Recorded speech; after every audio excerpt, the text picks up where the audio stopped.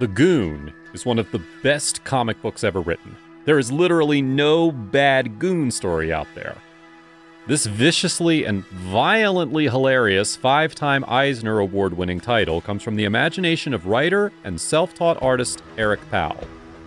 The Goon is a character who lives according to his own rules.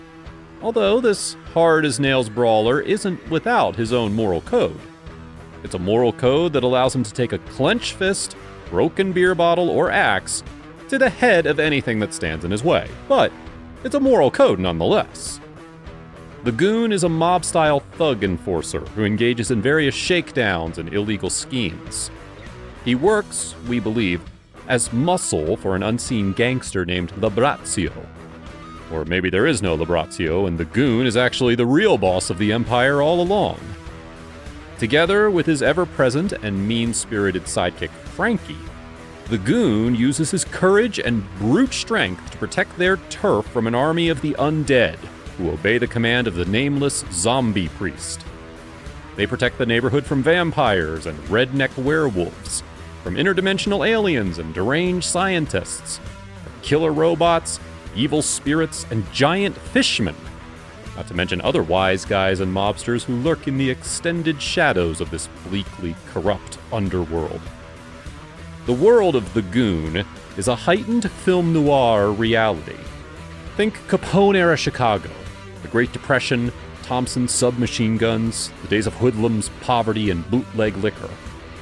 It isn't all doom and gloom, however. There was the time the Goon and Frankie saved the city's children from mutated Christmas elf goblins. It's a world that captured the attention of celebrated filmmaker David Fincher, the man who brought the world Seven, The Game, Fight Club, and Zodiac. He would option the rights to make a CGI movie adaptation of The Goon, with Powell on board to write the screenplay.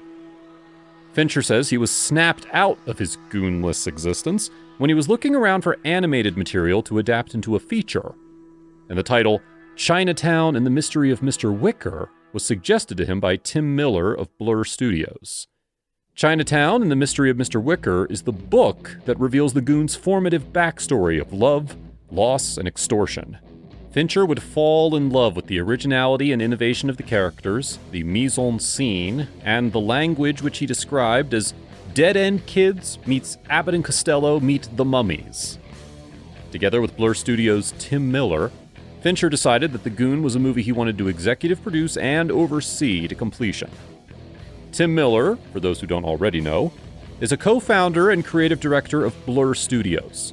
He's responsible for the cinematic trailers of Batman Arkham City, Arkham Origins, and Arkham Knight, and would later go on to direct Ryan Reynolds in the live-action feature Deadpool. Blur Studios are pretty much the best in the business, and this three-pronged creative collaboration was one of extreme pedigree and promise. It was around 2007 when Blur Studios and Fincher would approach Dark Horse Comics and Powell with the aim of turning The Goon into an animated feature. A few successful meetings followed, and an exclusive option was bought.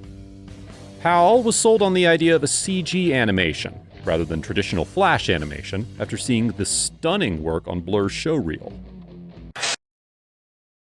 That's nothing, that's a piece of cake. Keep your head up, breathe through your mouth, breathe, breathe, breathe, breathe, breathe. You got all your ugly friends down from Jersey here, they're dressed up nice, they come to see you, you're putting them to sleep. You're not turning them anymore, Jimmy. Lucky, that's something you ain't been in a long time, brother.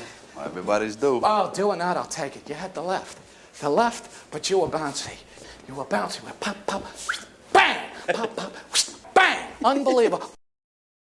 In 2009, at the San Diego Comic-Con, The Goon had a heavy presence, and Powell revealed that Clancy Brown and Paul Giamatti were the actors who had lent their voice talents to The Goon and Frankie, respectively, in some test footage that was set to be debuted to the crowd.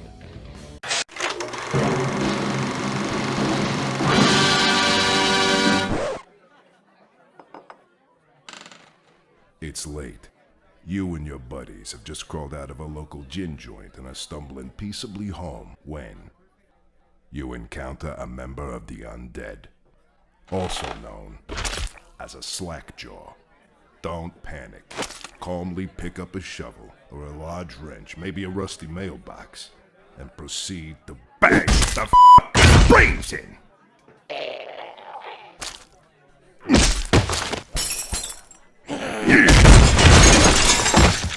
This has been a public service announcement.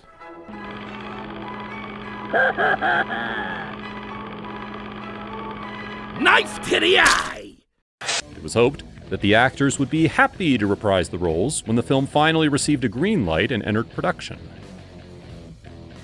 Powell's screenplay was written and rewritten as the story was polished, with much input from Fincher, who was to have final say over the proposed end product. The script was described as not entirely an original story, but not a direct adaptation of any existing book either. Tim Miller and Blur Studios' Jeff Fowler were set to co-direct the film, as Blur made the leap from game cinematics to long-form animation. Fincher and Blur would put up to $500,000 into the cost of developing test footage, securing rights, and employing staff to create what could ultimately serve as part of a package to pitch around Hollywood and to generate interest from fans. The team would appear on panel at the 2010 San Diego Comic-Con to discuss the project, along with actor Paul Giamatti, who would be voicing the character Frankie. Giamatti said he was instantly attracted to the character's personality.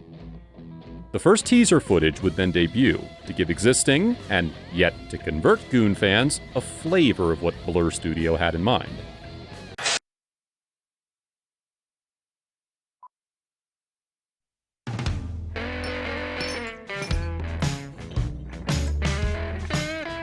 Norton, another cosmopolitan. Hey! You're always serving that cross-eyed retard before me! Don't be pointing that crooked eye at me, Carl. I'll knock it straight for you. Here, eyeball this thing for me a second, will you, Frankie? Found him behind the bar, eating alley cats. Goon, we can't have a slack jaw here. Yeah. Ah. What have we here? Now me, my friend. Norton, give me a drink. A worm pie here is buying. And some snacks. The zipper was stuck, see? And we beat him to death. That's what makes it so funny. Get it? Hey. Norton, thanks. This place wasn't such a shithole before the zombie plague. Oh. Crack a few heads. Little extortion. Done by 6 o'clock and a man could go bowling. Yeah. Bowling.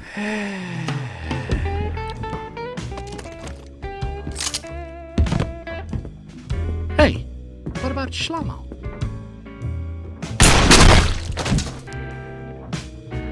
You coming? Hey, don't rush me!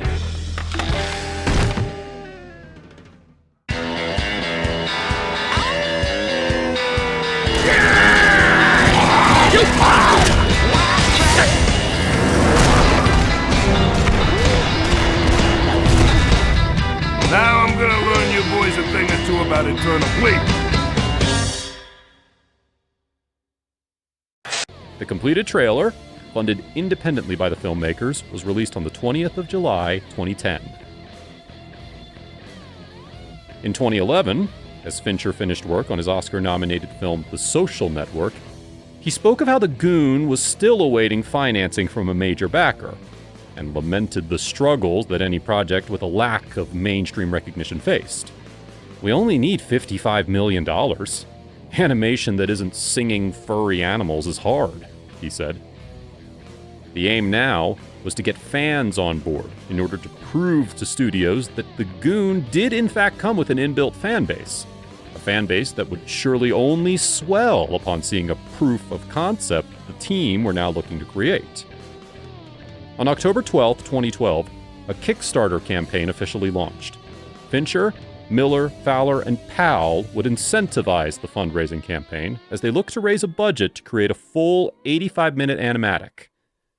On the Kickstarter project page, Miller would address the frequently asked question that seemed to crop up during any mention of Fincher's name and his presumed influence and reach in Hollywood.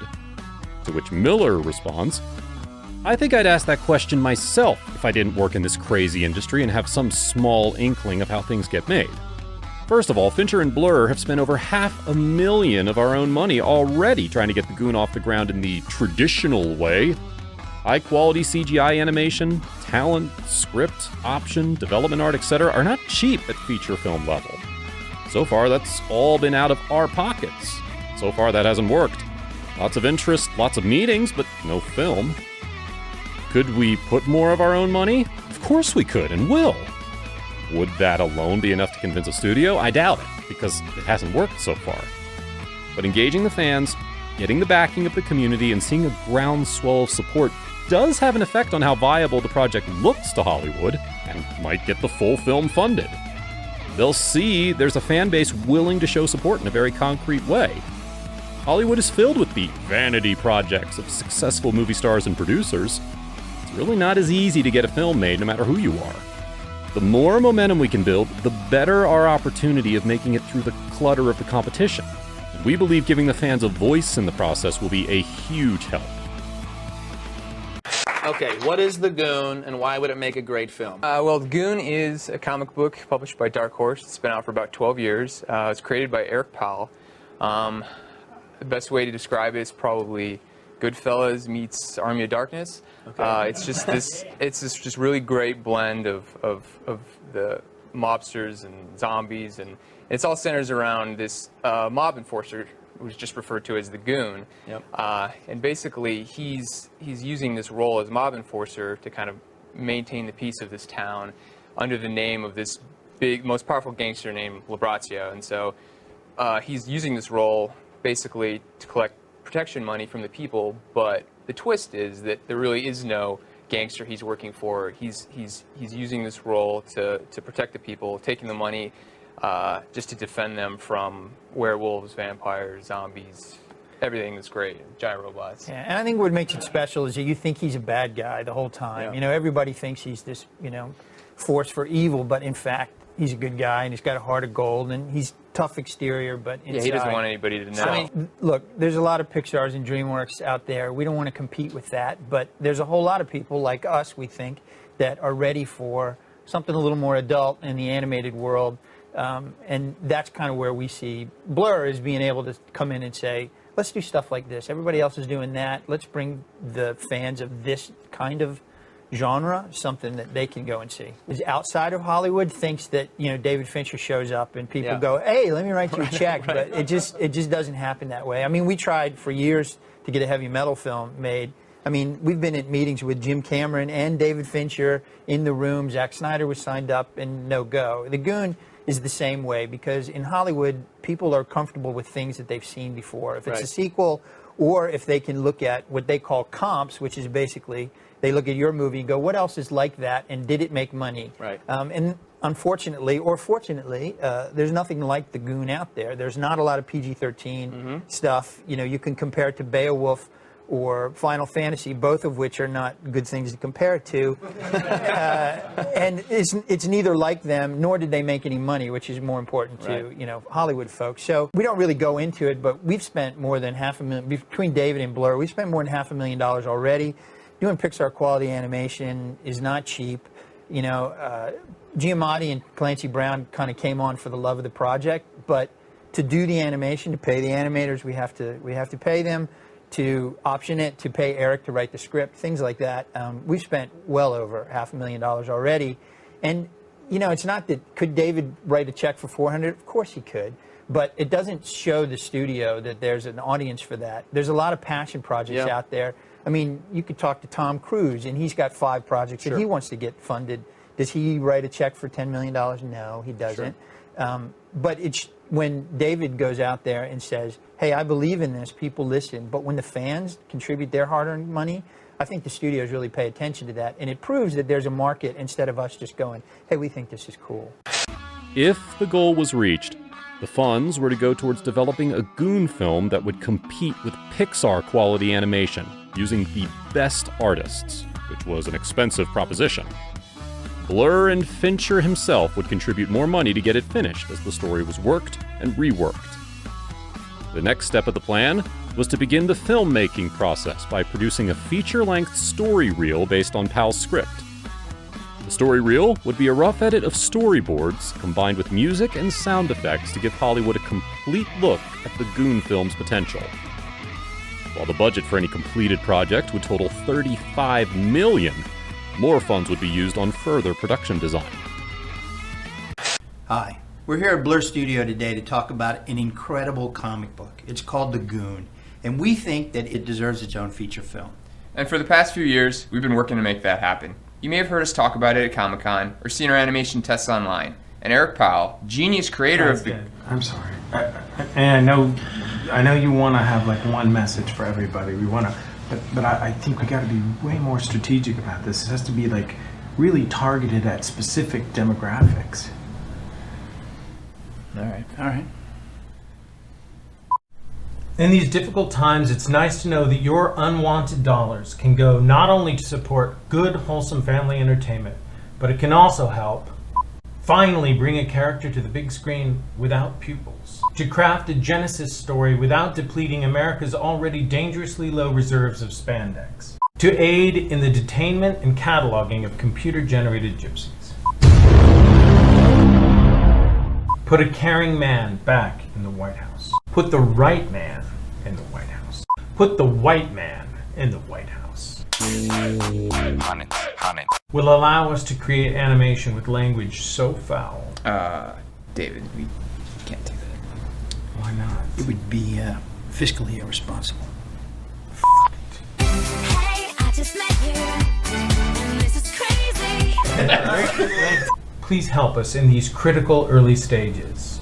And if you're torn, ask yourself, does Hollywood know better than you?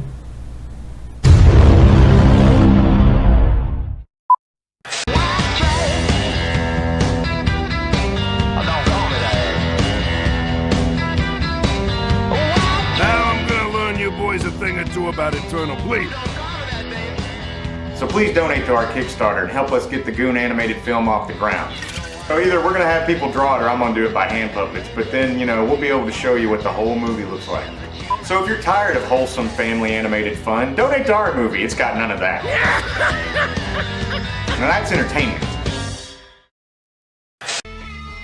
Development art and production design was only scratching the surface. Blur Studios hoped to continue to flesh out the design of the characters and the world before transitioning the story reel into a full 3D animatic, basically making a version of the film with simplified 3D assets that further informs the timing, the camera work, and the animation. Blur Studios told fans that, "We'd love to do more examples of what the finished film will look like. The tests we did were designed to show the relationship between Goon and Frankie, what we think is the heart of the film. But we would love to do a more action-centric piece, something with a little good old-fashioned knuckle-busting zombie action." 2 days before the deadline, the landmark was achieved, and the campaign closed on November the 30th, 2012, raising $441,900 from 7,576 backers.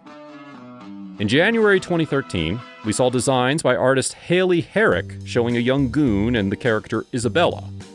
Herrick had just joined the team and set to work mapping out the blueprints for character and set designs. In May 2014, Powell would update the status as the final animatic was nearing completion. He told backers, "As you know, David Fincher, Blur Studios, Dark Horse Entertainment, and I have been slugging away at getting the Goon on the big screen for some time. It's been a long road, but being the stubborn SOBs that we are, we refuse to take Hollywood's lack of vision for non-childish animation as an answer, and remain undaunted in bringing you a faithful adaptation of Goon in all his pipe wrench across monster mug glory. There's a new generation of animation fans out there who want more mature material that isn't filled with rainbows, and kittens, and cookie-cutter plot lines of mass-marketed crap meant to sell fluffy toys to 5-year-olds. They want things shot on the face, and non-fluffy toys of things being shot in the face. And we're ready to give you that." I know a lot of you must be wondering what's been going on since the Kickstarter. Well, everyone at Blur has been hard at work on the story reel, and are just about finished compiling the first edited pass. At some point, Fincher, Blur, and I will be sitting down to go over some final edits. To say it's going well would be putting it lightly. I've seen about 90% of the story reel footage, and I'm super proud of the efforts of everyone involved. Everyone remains just as passionate as ever to get this film completed, and it shows in every frame of the story reel. We still have hurdles to cross, but armed with this story reel and your overwhelming support, we remain confident we will find the right home for this film. As Tim Miller went on to direct Deadpool, which was a resounding success, he and Jeff Fowler would speak exclusively to Steve Weintraub, the editor-in-chief at Collider, and explain where and how the team had spent the Kickstarter funds. We've been working, I know it annoys the Kickstarter fans so much, and I'm sorry, because everybody gives us their hard-earned money, and they're so generous about it, and they go, what the fuck is going on? Why is nothing happening? We took that Kickstarter money, we spent it all on The Deadpool days. Totally kidding. We have a full 85-minute animatic of the film. We showed it to Fincher. We've been working on it diligently. We got a bunch of notes, and we've been working on the notes. It's just, it took all of the Kickstarter money to do that 85 minutes of that and fulfill all the other stuff. So we go back to, again, this additional work kind of goes into the cracks between actual paying projects. But we made a lot of stuff. I mean, my goal was, and Eric and Jeff talk about this, is that if Deadpool shines any light in the direction of the studio, we want to use some of that light to shine it on Goon. If Deadpool proves that, I think, in a big way, that there's a market for this kind of stuff out there, sort of, and not to really like draw a connection that's not there, but I think it is if you look at those two things, Goon is very much an action. It's got a lot of heart. It's got a lot of comedy. It's got a lot of similarities to what I think was successful in Deadpool, and so I think it's not a stretch to compare those two things and say the world is a little more ready than they used to be for this kind of material, you know? Which is why the Goon wasn't, in the past, there's reasons why the Goon wasn't made, is because people were afraid of edgy animation. Now, I think that Deadpool has proved that audience is out there in a little bigger way than maybe some people thought. We did go around, before we did our Kickstarter, we did a whole round with the studios. So we went down, Jeff and me, and sometimes Fincher, sometimes Josh Donnan, and we went to all the studios. We did our pitch for the Goon. We had a really beautiful pitch. We had a test piece, we had a book, we had all that stuff, and at that time it was a $50 million project, and we couldn't get anybody to bite. Everybody loved it, but nobody would do it. Paul Giamatti was then welcomed back to the recording booth to voice Frankie for the animated storyboards, along with voiceover powerhouse Fred Tatasciore, whose previous character credits included Yosemite Sam, the Tasmanian Devil, and the Incredible Hulk. Miller then spoke of the project to legendary Jon Schnepp as the pair shopped for comic books. Talk about the Goon. Now, you and Eric Powell, check out all these flavory comics right here. We have them presented. Yeah, it's the Goon. If you don't know who the Goon is a badass, kind of like almost like a bouncer in Chinatown in the past who fights zombies. How would you describe your collaboration with Eric to make the Goon? Eric is amazing. We've known him for a long time now. I have known Mike Richardson at Dark Horse for a long time, and I tried to get the comic, so we brought, Eric right in. And Eric wrote the script, and it's great. It's just a hard one because it's not Disney, it's not G-rated. So it took a while. And then we pitched it, and we got a lot of no's, and then we did Kickstarter, and we raised a lot of money to do it. We've done an animatic for the storyboard animatic for the whole movie, and we used it to pitch it, and we're gonna have an announcement soon. I can't make it quite yet, but it will happen. We have never given up. Look, I pitched in on that Kickstarter. I got a kick-ass. How much money did you give us? $150. So we got Paul Giamatti as Frankie and Clancy Brown as the Goon. I mean, that's a fantastic team up right there. It was amazing. I pitch it as Army of Darkness meets Goodfellas, but it's just... Army of Darkness meets Goodfellas. Why is this not happening? I know. If you want to check out The Goon by Chinatown, it's like a graphic novel that he did. Yeah, it's a great one. Goes a little back into the history of the Goon character. So I think it's fantastic. What would you recommend for the Goon? Like an intro? I think you should start at the beginning. Rough stuff. It's the collected trade. It's the first issues. I think it's a great introduction to this crazy fucking world. Look, he's being eaten by rats. It's amazing. It's got a sense of humor. It's got horror. It's got action. It's got everything. It's ultra violent. It's so much flavor. In May 2019 came the first signs of genuinely good news. The team notified fans that the Goon feature film was officially in development at 20th Century Fox. Once the full storyboard animatic of the film had been completed with voice acting, sound design, and music, the official synopsis now read, "The story is about the adventures of the Goon, a muscle-bound brawler who claims to be the primary enforcer for the feared mobster Labrazio. The Goon and his sidekick Frankie often get tied up in other machinations, often in relation to the evil zombie gangs under the command of the nameless zombie priest. The series has a distinctly paranormal slant, with the average story concerning ghosts, ghouls, skunk apes with an unnatural hunger for pie, extra-dimensional aliens, and mad scientists." The template for the film had sold the producers and studio on the potential of the Goon, and so began a new round of development. They said, "So what exactly does development mean?" Well, it doesn't mean that we're making the movie next week. The proverbial Hollywood green light always happens in phases. But it does mean we've got fresh wind in our sails, the resources of a studio, and some heavy-hitter producers behind us. It's the next necessary step along the path to making the film.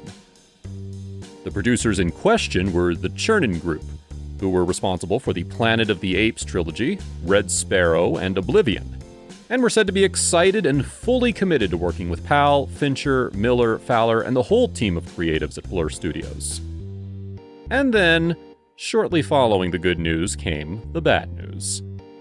Disney would complete their $71.3 billion takeover of 20th Century, and one by one former Fox asset after another would see their in-development status revoked and erased. Film studio chief Alan Horn would swing the axe at a number of projects from the development and pre-production slate. Insiders reported that Disney was simply culling an enormous influx of projects. In particular, anything that was said to be too expensive for a non-franchise film. We are now just only beginning to see how all this consolidation will change how movies are greenlit and made, said a producer involved with the takeover. They're looking at everything. The Goon, it now seemed, would tumble way down any pecking order of priorities. Disney's game plan was to maximize all properties that could be utilized to full potential on their new streaming service. And the title, David Fincher's The Goon, wasn't exactly what you call a movie in the Disney tradition. In May 2020, the team would post a few of Eric Powell's storyboards, careful to admit any spoilers from the final story. Along with the artwork came the message, "It's been a while since our last news and we're sorry about that. If you think we suck, that's a fair assessment. And if you feel we've let you all down, that's totally understandable. And listen, we are well aware of the completely ridiculous time it's taken us to get this film made. Yes, that clock is still ticking, and we're truly sorry to have been a disappointment thus far. But we want you to know that we haven't even thought about giving up. We will absolutely keep at it until we get this film made. Eric is, at this very moment, working on script revisions, and things are still moving forward. It's true, we've had a few setbacks, like Disney buying Fox, and of course there's no frickin' way Disney would make a Goon film. But we have and will continue to keep pushing past this shit until it's done. Adult animation gets hotter every day, and we're very actively stoking that fire with our shows like Love, Death, and Robots. And it's working, believe me. The difference between the excitement we hear pitching Goon now and the fear we heard when we began development, back when dinosaurs roamed the earth, is huge. Fewer doors are closed and more minds are open. So please keep the faith. The Goon movie will happen. And that brings us up to present day. Until a new deal is finalized, we still have plenty of graphic novels to enjoy, and we can loop the trailer until the end of time. But to be honest, I don't see Fincher, Miller, Fowler, and Powell's passion for the project disappearing anytime soon. And once you have heavyweights like that in your corner, it's only a matter of time. Hollywood's a weird place. Original projects and original voices really do sometimes take years and even decades to get off the ground and into production. Fincher and Miller eventually teamed up to present the animated fantasy anthology Love, Death, and Robots on Netflix in 2019. A third season of the show has been scheduled for release in 2022. And so hopefully its success means Fincher and Miller's collaboration with Netflix means that someone at the streaming giant says, "Hey, I heard you guys were looking for a $35 million check?" Then, once that check clears in the bank, the groundwork's already been laid and the Goon is good to go. Thanks for watching.